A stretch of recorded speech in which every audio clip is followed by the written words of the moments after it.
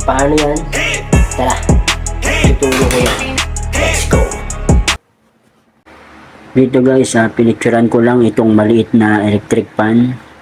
Tapos itong background niya sa isang cellphone. Yan, pinicturean ko lang yan guys, pinicturean. Tapos, punta na tayo ng CapCut. Tapos, new project. Tapos, add natin yung ginawa nating picture. Saan na ba yun? Wala, hanapin ko lang guys. Wala eh.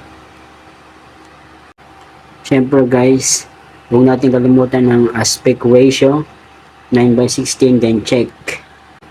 Tapos yan guys, hanapin natin yung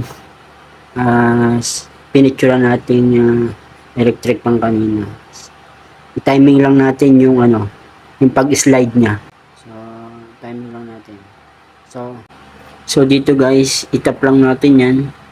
Then split. Sabay dito guys, huwag muna kayo magde-delete. So dito guys, palalabasin na natin yung electric pan na maliit. Yung ginawa ko dito guys, so kinuha ko yung electric pan na maliit, sabay itinapat ko sa cellphone, sabay in-slide ko lang din siya. Yun. So timing lang natin guys, yung pagka-slide niya. Timing lang natin. So dito guys, so dyan na tayo mag-i-split. Sabay ito guys, yung gitna na to, so i-delete na natin yan. So, hindi na natin kailangan yan. So ganito na guys ang mangyayari guys. So ito yun. So hindi siya masyadong hindi siya masyadong sakto, no. So ang gagawin natin yan, tap lang yan, then usog lang natin yan guys, yung sa unahan yan. So medyo gusto na siya guys. So yun, medyo goods na siya, no. So ang gagawin natin dyan, dito guys, yung mga sobra rito guys, pwede na natin i-delete yan. Timing lang natin kung saan natin siya i-delete.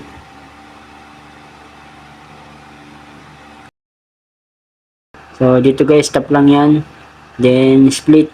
So ito guys, i-delete na natin yan. I-delete na rin natin yan ng CapCut na yan. So export lang natin yan guys. So dito guys, hindi pa tayo tapos.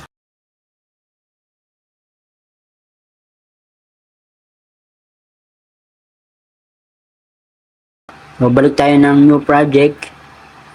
Tapos add natin yung in-export natin.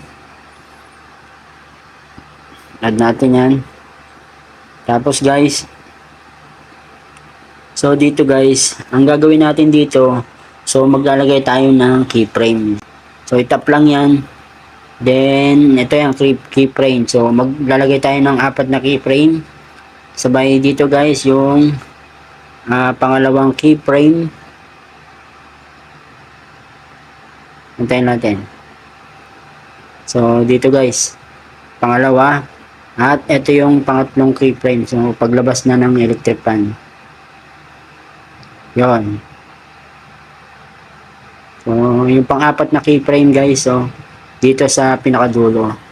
So dito guys, balik tayo sa pangalawang keyframe. So itap lang natin yan. Ang gagawin natin yan, palalakihin lang natin yan, tapos yung kita yung cellphone.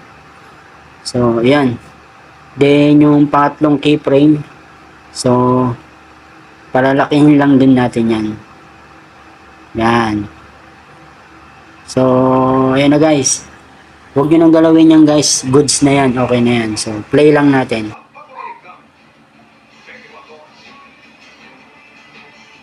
Di ba magic? Yan, delete na rin natin yung CapCut na yan. So okay na siya guys, pwede na natin siyang export guys. So paki-follow na lang at paki-share. Sana nasundan nyo guys. Salamat.